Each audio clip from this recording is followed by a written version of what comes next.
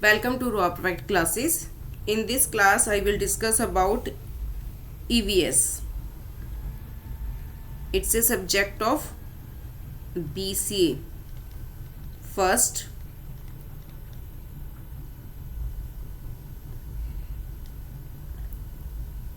now you can see here, this is a biotic factors. These are abiotic factors. What are the difference between biotic and abiotic? जो biotic factors है उसमें आपके पास bacteria, fungi, plants, protists, animals, archaeum, ये सब include है। और abiotic factors में air, salinity, soil, temperature, light, water, minerals, pH, humidity, ये सारी चीज़ें आपकी अबायोटिक फैक्टर्स में इंक्लूड है। इसे हम इकोसिस्टम भी कहते हैं।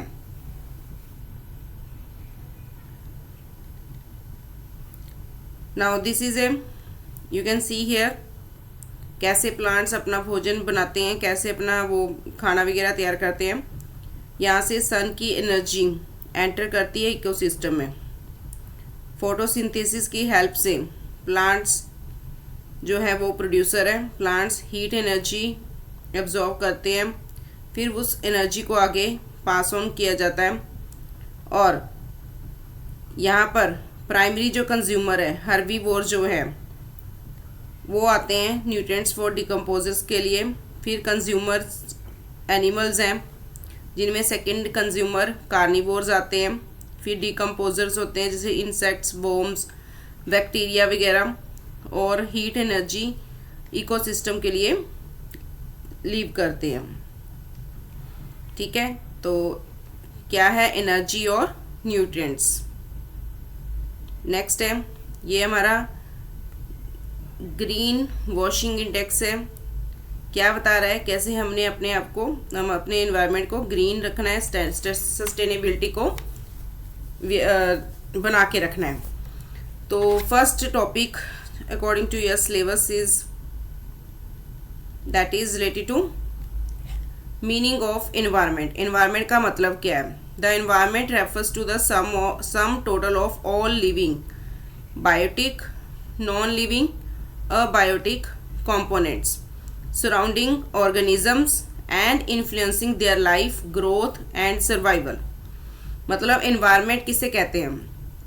एनवायरनमेंट के अंदर आपके सारे जितने भी लिविंग थिंग्स हैं, जितनी भी अपनी नॉन लिविंग थिंग्स हैं, वो सभी कंपोनेंट्स आते हैं, चाहे वो बायोटिक है चाहे वो अबायोटिक है। जो आपके आसपास जितने भी ऑर्गेनिज्म हैं वो सभी आते हैं, जिनकी जो कि अपनी इन्फ्लुएंसेस देयर लाइफ, जो अपनी लाइफ, ग्रोथ और सर्वाइवल को इन्फ्लुएंस करते हैं, वो सारे आपके इन्वायरमेंट में आते हैं। अब इन्वायरमेंट में क्या क्या इंक्लूड है? It includes physical components. Physical components में आपके पास आते हैं एयर, वाटर, सॉइल, क्लाइमेट। फिर आता है आपके पास बायोलॉजिकल कंपोनेंट्स। इसमें आपके पास प्लांट्स, एनिमल्स, माइक्रो ऑर्गेनिजम्स आते हैं। फिर आते हैं आपके पास human made components. Human made मतलब जो ह्यूमन ने बनाए, सिटीज़, इंडस्ट्रीज, ट्रांसपोर्ट सिस्टम्स वगैरह। एनवायरनमेंट जो है basic life support system provide करता है आपको, like oxygen, food, water, shelter और एनर्जी। ठीक है, तो ये आपके पास फर्स्ट पॉइंट में क्या है, कंपोनेंट्स के बारे में डिस्कस किया है। अभी मैं इनको डिटेल में आपको बताने जा रही हूँ। फर्स्ट आपके पास आता है फिजिकल कंपोनेंट्स। क्या होता है फिजिकल कंपोनेंट्स? जो फिजिकल कंपोनेंट्स हैं एनवायरनमेंट के, उसको हम क्या बोलेंगे? अबायोटिक फैक्टर्स भी बोलेंगे।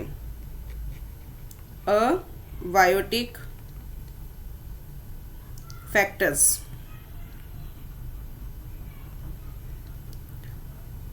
और आप इसमें लिख सकते हो, these are non-living things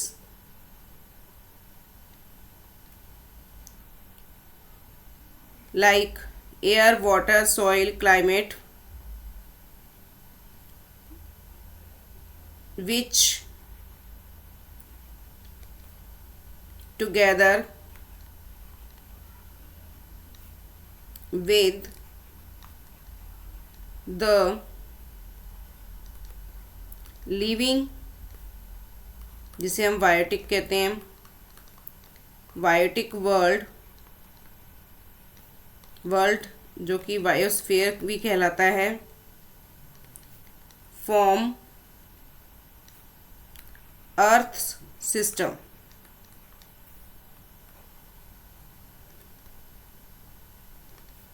and determining living conditions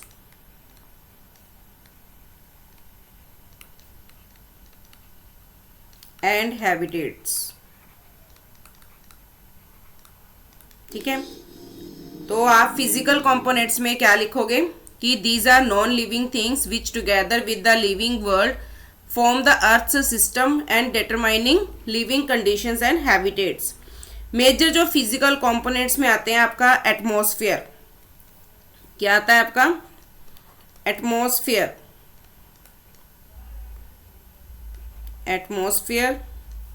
second आता है हाइड्रोस्फीयर. सेकेंड क्या आता है? हाइड्रोस्फीयर. थर्ड आता है लिथोस्फीयर. फोर्थ आता है बायोस्फीयर. एटमॉस्फेयर क्या होता है? वो गैसियस लेयर जो कि अर्थ के चारों तरफ है. The gaseous layer which surrounding earth and which includes gases like oxygen, nitrogen, water vapour, dust and micro organisms. Hydrosphere का मतलब है all water on the earth. भी अर्थ के ऊपर जितना भी पानी है, चाहे वो ओशियन है, चाहे वो रिवर्स का है, लेक्स है, आइस कैप्स है, क्लाउड्स है, ग्राउंड वाटर है, जो भी इन लिक्विड है या सॉलिड है, गैसियस स्टेट्स है, उनको हाइड्रोस्फीयर कहते हैं. लिथोस्फीयर का मतलब है the solid earth which including crust, upper mantle, which composed of rock, soil and landforms. What is biosphere? The zone where life exists and which including all living organisms, whether they are plants, animals, microbes, and their interactions, though technically which consider the interaction of other spheres and other physical factors, climate, light, soil, landforms. Climate means long term weather patterns which includes temperature, precipitation and humidity. Light includes solar energy which is essential for photosynthesis. Soil, the upper layer of the earth which is crucial for the plant life and which is composed of minerals, organic matter, water and air. Landforms, those mountains, valleys, plains which shaped by geological processes. These are the physical factors. Now next, biological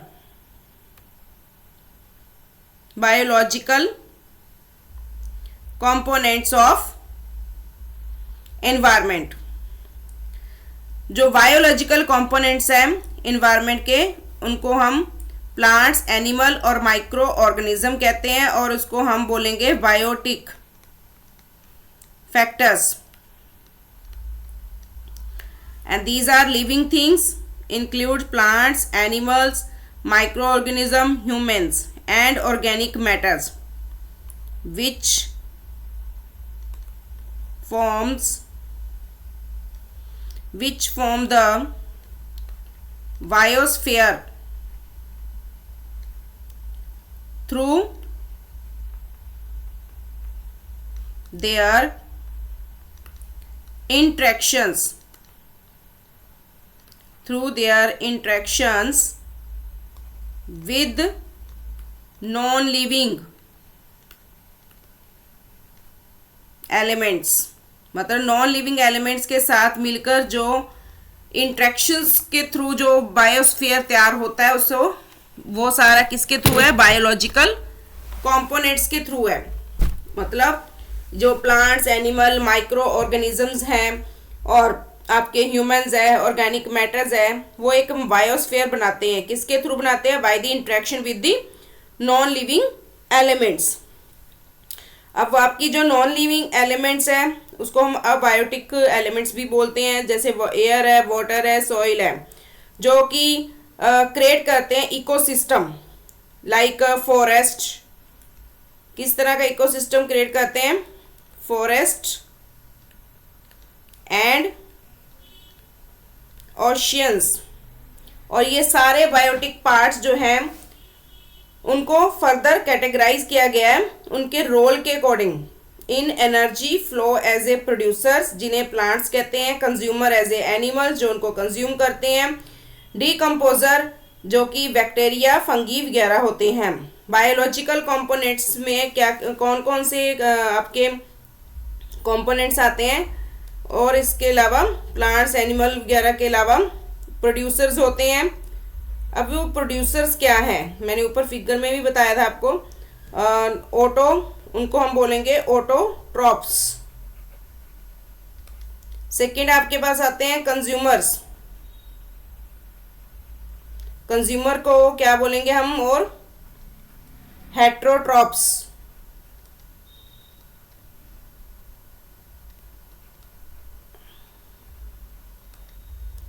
और third हमारे पास है decomposers.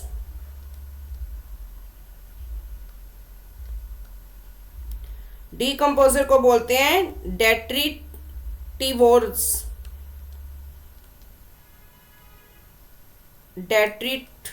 डेट्रीवोर्स। Fourth हमारे पास micro organisms. Micro organisms, इनको क्या कहें ये। और next हमारे पास है फिफ्थ ह्यूमंस। अब जो प्रोड्यूसर्स हैं जिन्हें हम ऑटोट्रॉफ्स कहते हैं, वो ऑर्गेनिजम्स हैं जो कि क्रिएट करते हैं अपना food primarily through the photosynthesis, green plants, algae वगैरह। कंज्यूमर को हम हेट्रोट्रॉफ्स बोलते हैं। ऑर्गेनिजम्स वो ऑर्गेनिज्म जो कि दूसरे ऑर्गेनिज्म के ऊपर दूसरे ऑर्गेनिज्म को फीड करते हैं, इंक्लूडिंग जो जैसे कि हर्बीवोर्स है, कार्निवोर्स है, ओमनिवोर्स है, ह्यूमंस वगैरह। डीकम्पोजर में डेट्रीटिवोर्स आते हैं, जो कि वो ऑर्गेनिज्म है जो कि डेड ऑर्गेनिक मैटर्स को ब्रेक डाउन करते हैं and return nutrients to the soil, और जैसे कि बैक्टीरिया, फंगी वगैरह हो गए। माइक्रो ऑर्गेनिज्म वो मतलब टाइनी लाइफ होती हैं, टाइनी लाइफ फॉर्म्स हैं, जैसे कि बैक्टीरिया है, वायरसेस है, फंगी है, crucial for the decomposition and nutrient cycles.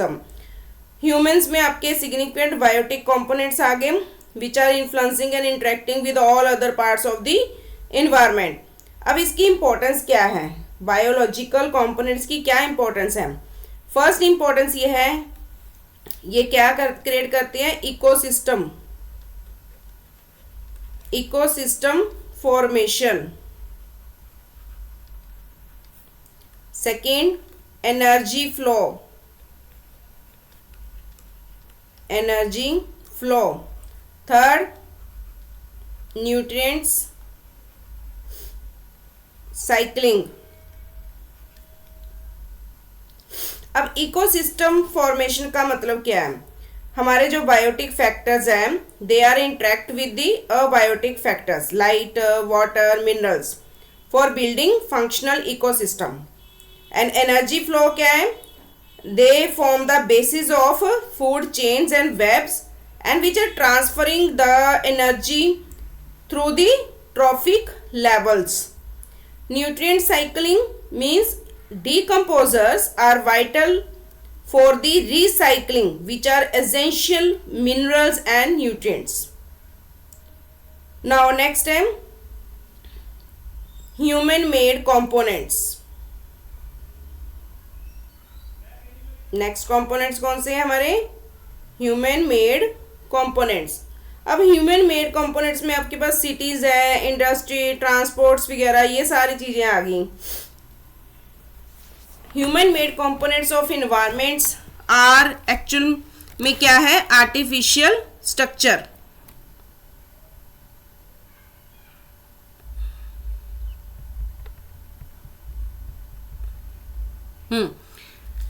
These are the artificial structures and systems which created by, who creates them? People.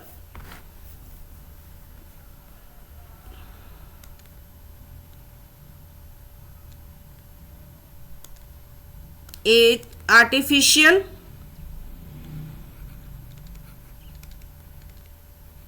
structures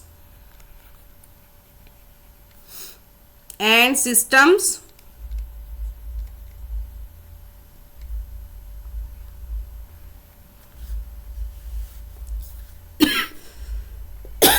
sorry created by people. ठीक है, वो artificial structure and system जो कि लोगों के द्वारा create किया जाता है उसे ह्यूमन मेड कंपोनेंट्स कहते हैं. Which includes buildings, roads, bridges, industries, parks, dams, utilities, power grid, sanitation, transportation network, and which forming the cultural or built environment which interacts with the natural world and they support human life. And these type of elements facilitate social organization, industry, daily living, and which comes from simple objects like chairs to complexities and technology. We can take examples of human made components like infrastructure. In infrastructure we include roads, bridges, railways, airports, ports, tunnels, etc. Building cities, in houses, skyscrapers, factories, schools, hospitals, entire urban areas, cities, towns, all these things are including building and cities, and these all things are human made components. Utilities, power lines, water supply system, sanitation networks, telecommunication towers, and industrial facilities, factories, warehouses, manufacturing plants, culture and recreational spaces. It includes museums, theaters, stadiums, parks, public gardens, art installations, agricultural modification. It includes farms, irrigation system, and the farming itself can be seen as a human activity within the environment. How human made components are fit in environment? Through the interaction, these components modify and depend on the natural environment, land, air, water. Human environment, they are also crucial part of the broader human environment which are alongside human activities, farming, transport, and they are also including social structures, political system, and culturalism. The balance between natural and human made elements is vital for the healthy and sustainable planet. So the environment also provides basic life support system like oxygen, food, water, shelter, energy. Now next topic, components of environment. I have already discussed about this. There are two types of components, biotic or abiotic components. Abiotic components are non-living elements which shape the ecosystem like atmosphere. Atmosphere includes air and gases. Hydrosphere, it includes bodies, water bodies. Lithosphere, soil and rocks. Climate and sunlight, and these components control the temperature, rainfall, soil fertility, energy flow. Second type is biotic components. It includes living organism, producers, plants and algae.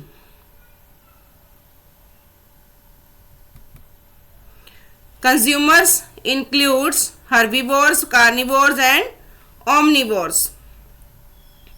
Now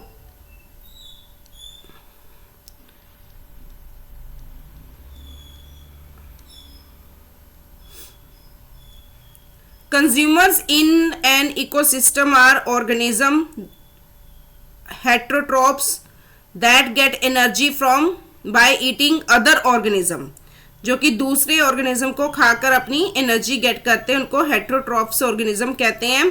they can't produce their own food, जो कि अपना खुद का खाना नहीं produce कर सकते. They playing vital role in food webs by the transferring energy from plants, that is known as producers, and producers up through the different trophic levels like primary, that is herbivores, secondary carnivores or omnivores, third tertiary top predators, omnivores, consumers, all while regulating populations and nutrient cycles.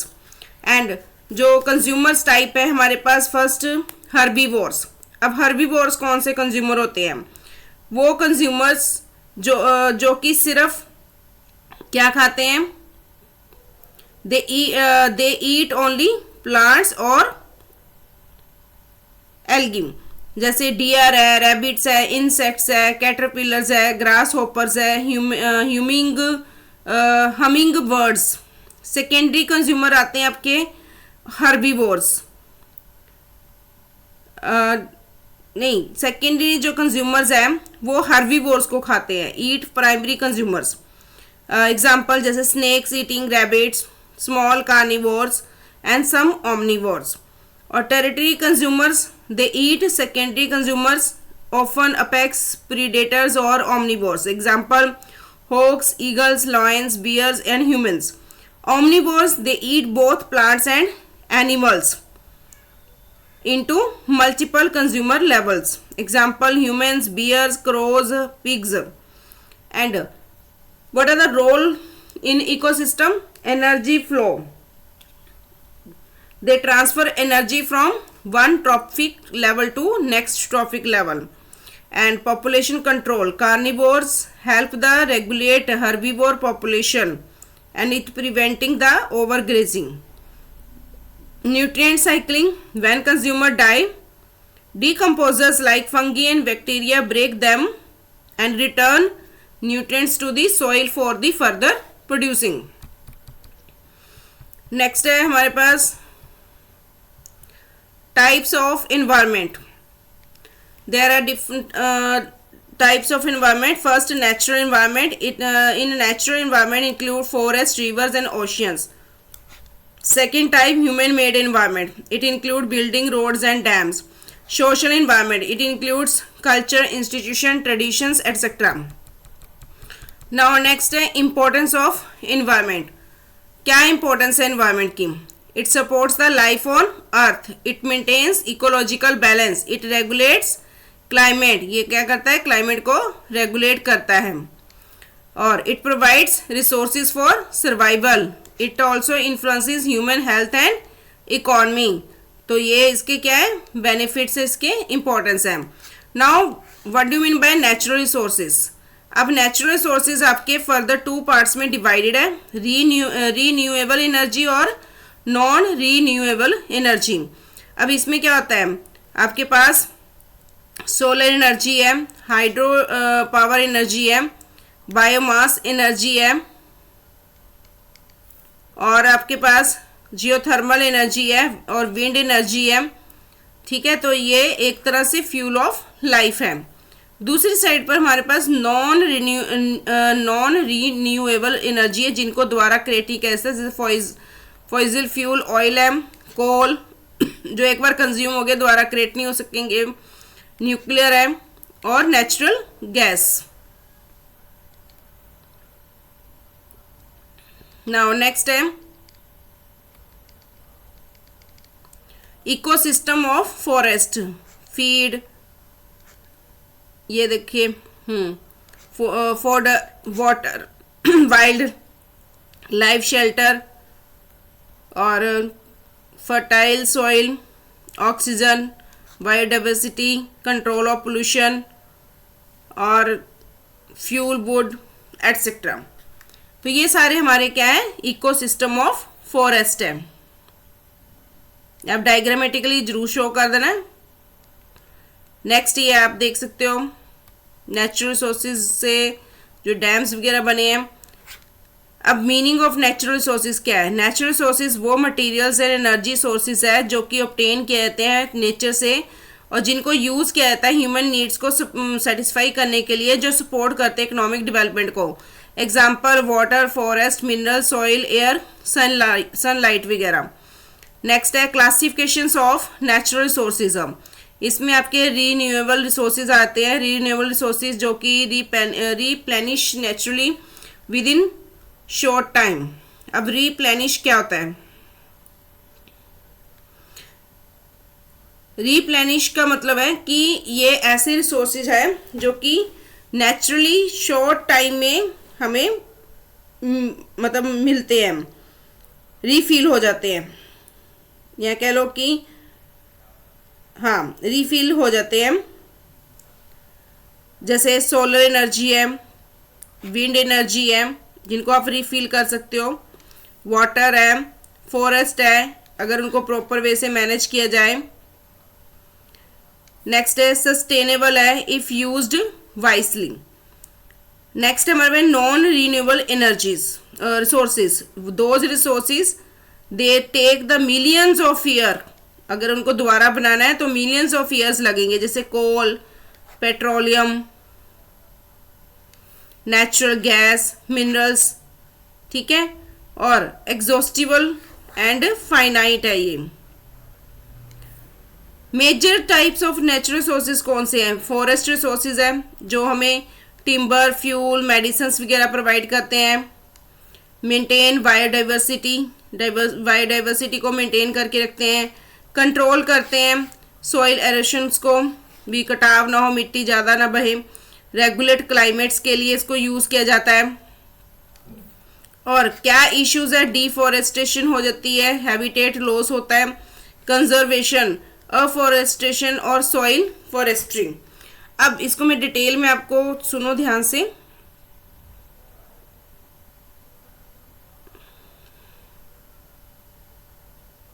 भी resources की जो types है आपकी renewable, पहले renewable resources के बारे में ध्यान से सुन लो, क्या क्या एग्जाम में आपने क्या क्या लिख के आना है। Renewable resources are those natural resources which can be replenished over time and they would not run out, मतलब ख़त्म नहीं होंगे, and they are naturally replaced, वो naturally replaced होते रहेंगे। सोलर सिस्टम, विंड एनर्जी वगैरह है। और फॉर एग्जांपल इसमें इंक्लूड क्या है? Solar, wind, water, geothermal, biomass energy. ये सारी की सारी रिसोर्सेज जिन्हें हम क्लीन एनर्जी कहते हैं, because they typically have a lower environmental impact than non-renewable resources। और some renewable resources ऐसे हैं, they may not always be available on the demand, हमेशा डिमांड पर अवेलेबल नहीं होते हैं। and some like जैसे कि बायोमास है which need to be managed, जिसको मैनेज करने की ज़रूरत पड़ती है so that they can be ensured they don't become overused। और जो हमारी रीन्यूएबल सोर्सेज की टाइप्स है उसमें सोलर एनर्जी आती है। ये कहाँ से मिलती है हमें? That this type of energy comes from the sun and which is harnessed through the solar panels to generate electricity और for heating. Wind energy, it is a power generated from wind during the turbines to create the electricity. Hydro powers, this type of electricity produced from mechanical energy of moving water such as rivers or dams। Geothermal energy, this type of energy comes from the heat which is generated deep within the earth। Biomass energy, this type of energy comes from organic matter like wood, crops and waste, and this can be burned to release heat or converted into biofuels. Ocean energies. This type of energy comes from sources like tides, waves, oceans, temperature differences. इसके advantages and challenges क्या हैं renewable resources के? First तो ये है कि sustainability. Renewable resources are sustainable because they are naturally replenished and they ensure they will be available for future generations. And second type advantage and challenge, environmental benefits. Many renewable resources release few or no pollutants during the operations and they make them a cleaner alternative to fossil fuels. Intermittency. Some renewable resources like solar, wind power, they can be inconsistent. Solar power is not available at night. रात के समय ये available नहीं होती है. Wind power fluctuates with the weather condition. And management resources like forest and fish biomass need careful management to prevent the over consumptions. ठीक है जी. Now next है हमारे पास non renewable. Non renewable resources में आप क्या लिखोगे कि आप इसमें ये लिखोगे कि non renewable resources natural materials हैं, fossil fuels, oil, coal, natural gas है, न्यूक्लियर फ्यूल्स है, यूरेनियम है, that exist in finite amounts and they are consumed much faster than they can be naturally replenished over human time scales and which takes millions of years to make from ancient organic matter or geological processes. They are extracted from earth and they used for energy construction. They used for energy manufacturing, but their depletion poses significant challenges for sustainable energy. They also require shifts to renewable alternatives like solar and wind power. Types of non-renewable resources. Fossil fuels. It formed from remains of dead plants, animals under heat and pressure over millions of years. जो fossil fuels हैं वो कैसे बनता है? ये dead जो plants dead हो जाते हैं, एनिमल्स डेड हो जाते हैं, अंडर हीट और प्रेशर से कई हजार सालों के बाद वो उसमें कन्वर्ट होते हैं फॉसिल फ्यूल्स में. कोल जो है एक सॉलिड सेडिमेंट्री रॉक है जो कि कार्बन में होती है. पेट्रोलियम आपका एक लिक्विड है जो कि यूज़ किया जाता है गैसोलीन, डीजल और प्लास्टिक्स में. नेचुरल गैस जो है एक ऐसी गैसियस फ्यूल है जो often found with the oil. Nuclear fuels क्या है? यूरेनियम है जो कि माइंड है फ्रॉम द अर्थ जिसको यूज़ किया जाता है न्यूक्लियर पावर प्लांट्स में. मिनरल्स और ओर्स क्या है? These are the metals like gold, copper and iron. They as well as materials like sand and they also non renewable. इनके कैरेक्टरिस्टिक्स और कंसर्न्स क्या है? फाइनाइट सप्लाई है इसकी. फाइनाइट का मतलब होता है लिमिटेड अमाउंट ऑफ सप्लाई है, limited amount exist in earth crust. Slow formation है. They take geological time, millions of years लेते हैं द्वारा बनने में, इसलिए वो नॉन सस्टेनेबल है. Environmental effect. Extraction and burning जब हम करते हैं फॉसिल फ्यूल्स की तो वो पोल्यूटेंट्स और ग्रीन हाउस गैसेज को रिलीज करते हैं. They affect the climate and ecosystem. Dependence.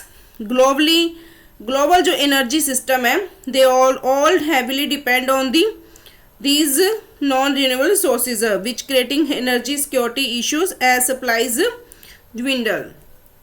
Now next हमारे पास टॉपिक आता है वाटर रिसोर्सेज. अब वाटर रिसोर्सेज में these are the essential for drinking, agriculture and industry.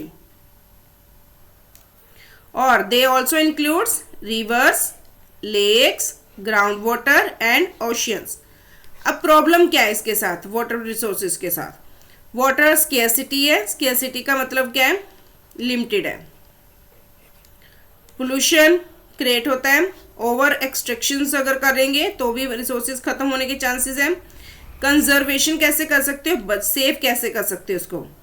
Rain water को हार्वेस्ट करके एफिशिएंट इरिगेशन के साथ वाटर रिसाइकलिंग की हेल्प से हम इसको कंजर्व कर सकते हैं। नेक्स्ट हमारे पास आते हैं मिनरल रिसोर्सेज, जिसमें मेटेलिक और नॉन मेटेलिक की बात की जाती है। मेटेलिक आपके रिसोर्सेज है आयरन, कॉपर वगैरह। नॉन मेटेलिक लाइमस्टोन, माइका, ये आ देता है। They are used in industries, construction and technology purpose के लिए। इश्यूज ये है कि माइनिंग हैजर्ड्स हो जाते हैं, लैंड डिग्रेडेशन होनी शुरू हो जाती है। और एनर्जी रिसोर्सेज में आपके कन्वेंशनल एनर्जी सोर्सेज है कोल और ऑयल।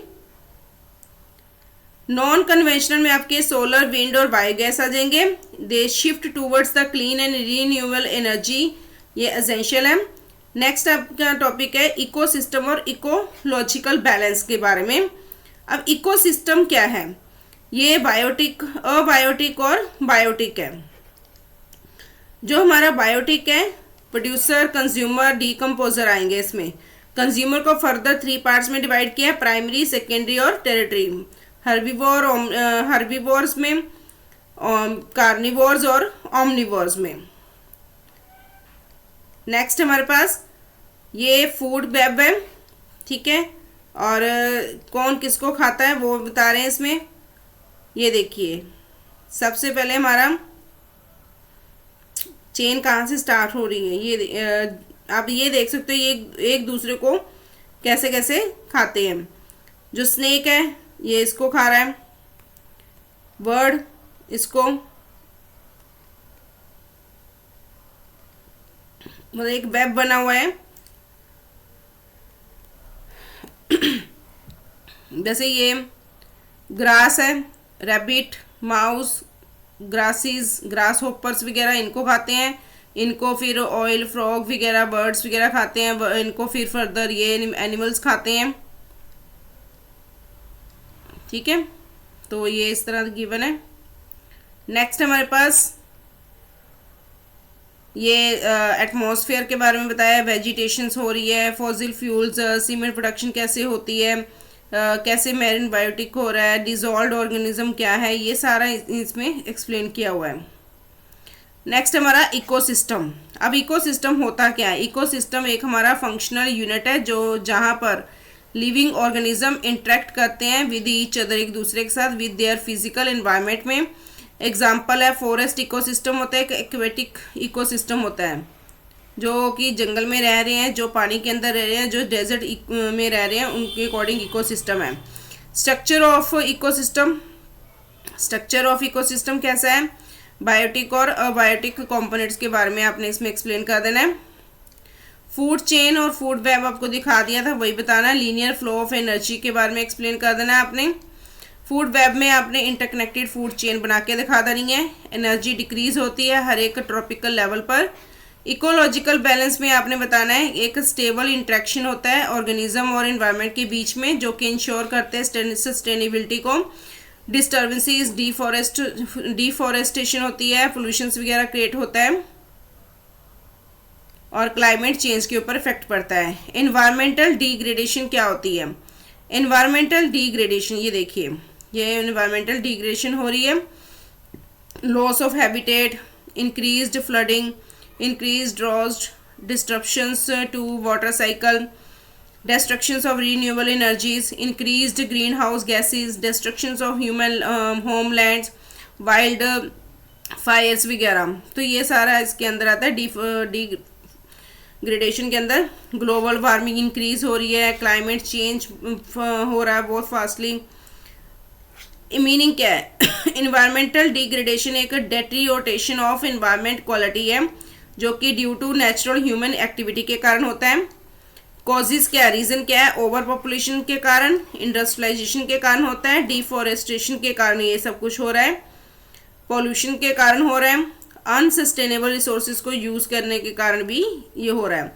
अफेक्ट क्या है इसका? इससे बायोडाइवर्सिटी का लॉस हो रहा है, वो खत्म हो रही है। क्लाइमेट में फास्टली चेंज हो रहा है, हेल्थ प्रॉब्लम्स आ रहे हैं, रिसोर्सेज स्केर्सिटी लिमिटेड हो रहे हैं। Sustainability and sustainable development, this is very very important. अगर क्वेश्चन जो है सस्टेनेबल से रिलेटेड जो है आपको क्वेश्चन जरूर आएगा। एनवायरमेंटल सस्टेनेबिलिटी का हमें ध्यान रखना है, economic sustainability, social sustainability, these are the 3 pillars of sustainability. ये भी इंपॉर्टेंट है, डायग्राम बना लेना अपने अकॉर्डिंग। इन्वायरमेंट, इकोनॉमिक और social, they all are the coordinated with each other. जब आपका इन्वायरमेंट कोऑर्डिनेट करता है सोशल के साथ, वेरिएबल है।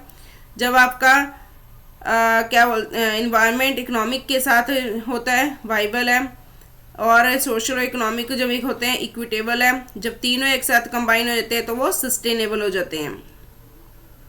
एनवायरमेंट प्रोटेक्शन, इन्वायरमेंटल प्रोटेक्शन और इन्हांसमेंट का आपको ध्यान रखना है। सस्टेनेबल डेवलपमेंट जरूरी है सोशल प्रोग्रेस और इकोनॉमिक डेवलपमेंट के लिए। सस्टेनेबिलिटी होती क्या है? सस्टेनेबिलिटी का मतलब है मीटिंग द प्रेजेंट नीड्स, जो प्रेजेंट नीड्स उसको फुलफिल करना without compromising the ability of future generation. Future generation की एबिलिटी को कॉम्प्रोमाइज किए बिना ही प्रेजेंट नीड्स को फुलफिल करना सस्टेनेबिलिटी कहलाता है। मतलब अपनी नीड्स को फुलफिल करना प्रॉपर वे से, फ्यूचर जो रिक्वायरमेंट्स उनको ख़त्म किए बिना। सस्टेनेबल डेवलपमेंट जो है दैट बैलेंसेस है, sustainable development that balances environmental protection, economic growth को बना के रखता है, उसको कहते हैं सोशल इक्विटी को बना के रखता है। Pillars of sustainability environmental, economic और सोशल है। एनवायरमेंटल जो पिलर है वो कंजर्व करता है नेचर को। इकोनॉमिक जो पिलर है वो एफिशिएंट रिसोर्स यूज बनाता है। सोशल जो इक्विटी और क्वालिटी ऑफ लाइफ प्रोवाइड करता है। नेक्स्ट है हमारे पास इंपॉर्टेंस ऑफ सस्टेनेबिलिटी। क्या इंपॉर्टेंस है सस्टेनेबिलिटी का? ये प्रिवेंट करता है रिसोर्स डिप्लीशंस को, प्रोटेक्ट करता है एनवायरनमेंट को, इंश्योर करता है लॉन्ग टर्म डेवलपमेंट्स को, और इम्प्रूव करता है लाइफ ऑफ मतलब क्वालिटी ऑफ लाइफ को। Role of individuals and society, society में एक इंडिविजुअल और का क्या रोल है? Role of individuals and society. Individual role क्या है? 3R को याद रखना है आपने, इंपॉर्टेंट है ये। इंडिविजुअल रोल मतलब रिड्यूस करना, रीयूज करना, रिसाइकल करना। मतलब आपने सेव करना वाटर को, एनर्जी को। 3R's याद रखने, रिड्यूस, रीयूज, रिसाइकल। मतलब आपने सोर्सेज को कम यूज़ करना, रिड्यूस करना है, रीयूज़ करना, रिसाइकल कर सको ऐसे रिसोर्सेज को क्रिएट करना और यूज़ करना है। वाटर को सेव करना है, एनर्जी को सेव करके रखना है। अवॉइड करना है प्लास्टिक के यूज़ को क्योंकि वो एनवायरनमेंट को हार्मफुल है। Use public transport. Role of a government society, government society का क्या रोल है? Environmental laws, awareness programme, sustainable policies वगैरह, ये कंजर्वेशन प्रोजेक्ट्स, ये सारा इसमें इंक्लूड है। तो आपको role of government society, environmental law, awareness programme, मतलब ये सारी चीज़ों का जो हमारी सोसाइटी है उसको भी ध्यान रखना पड़ेगा।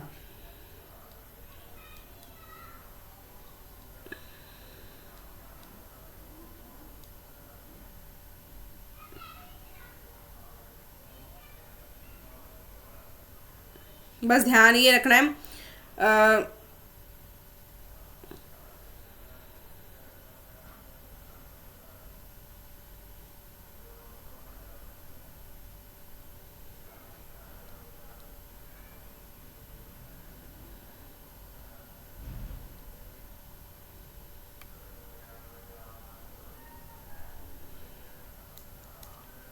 अब जो गवर्नमेंट है, सोसाइटी है, उनका अपना अपना रोल है।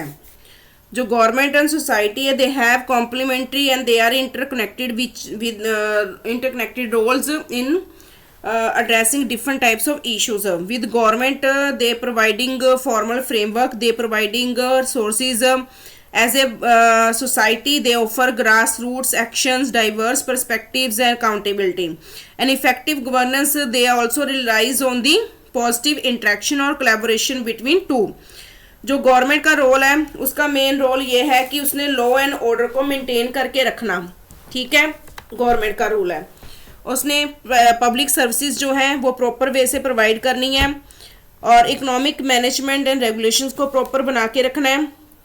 कन्फ्लिक्ट जो भी रेजोल्यूशंस है, जस्टिस है, उनको सॉल्व करना है, पॉलिसी मेकिंग प्रॉपर वे से बनानी है, और इंटरनेशनल रिलेशंस को बना के रखना है। ये गवर्नमेंट की ड्यूटी बनती है, उसका रोल है।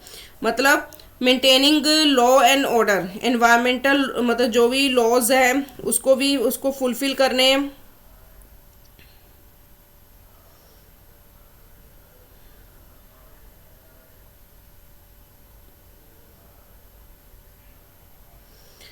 गवर्नमेंट क्या करती है, लॉज को सेट करती है, स्टैंडर्ड्स इन्फोर्स करती है, फंड रिसर्च करती है, इंसेंटिवाइज ग्रीन टेक बनाती है, जबकि सोसाइटी ड्राइव करती है चेंज को through the public support, sustainable consumption, advocacy, और लीडर्स अकाउंटेबल जो भी है उनको होल्ड करती है with both sector working together through the policies, community action, innovation to tackle environmental issues. And they we can say that जैसे कि climate है, चेंज हो गया, क्लाइमेट चेंज आ गया, या पोल्यूशंस वगैरह हो गया, सस्टेनेबल फ्यूचर के लिए इन सबको मेंटेन किसने करके रखना है, सबको ध्यान में रखना है। ये गवर्नमेंट की ड्यूटी है। रोल ऑफ गवर्नमेंट में हम पॉलिसी एंड लेजिस्लेशन को कंसीडर करते हैं कि जो भी लॉज हैं, सेट स्टैंडर्ड्स हैं, जो रेगुलेशन क्रिएट किए गए हैं, limit the pollution, manage the resources, वो सबको गवर्नमेंट को ही इम्प्लीमेंट करना है, गवर्नमेंट को ही ध्यान में रखना है। इकोनॉमिक टूल्स में वो जैसे टैक्सेस यूज़ करते हैं, सब्सिडीज़ हो गए, cap and trade system, grants देने, इनकरेज करना ग्रीन इन्वेस्टमेंट्स को, सस्टेनेबल प्रैक्टिसेस को। रिसर्च एंड इनोवेशन में फंड रिसर्च हो गया, सपोर्ट डेवलपमेंट हो गया, सस्टेनेबल टेक्नोलॉजीज की, रीन्यूएबल एनर्जीज की। एनफोर्समेंट में मॉनिटर करना है, कॉम्प्लियंस, पेनलाइज एंटिटीज़ जिनके कारण इन्वायरमेंटल डैमेज हो रहे हैं वो ध्यान में रखना है। किसकी ड्यूटी है? ये गवर्नमेंट का ही रोल है, इसका उसी की ड्यूटी है। पार्टिसिपेट करना है ग्लोबल ट्रीटीज़ में ताकि क्रॉस बॉर्डर इश्यूज़ को सॉल्व किया जा सके। अब सोसाइटी का रोल क्या है? पब्लिक सपोर्ट करना, सस्टेनेबल कंजम्पशन करना, एडवोकेसी और अवेयरनेस रखना, कॉर्पोरेट रिस्पॉन्सिबिलिटी निभाना, एनवायरमेंटल जस्टिस बनाना। ठीक है, तो इफेक्टिव इन्वायरमेंटल जो गवर्नेंस है, they also requires a strong partnership where public supports the enable government action and government policies create frameworks for the society and corporate green transitions, and they also ensure a collaborative efforts towards the sustainability। तो आज की इस video में मैंने आपको unit 1 पूरा clear कर दिया है। ठीक है, तो नेक्स्ट यूनिट नेक्स्ट वीडियो में आपको करवाऊंगी। If you like this video please like and share my channel with your friends so that they can take benefits from these videos. Thank you.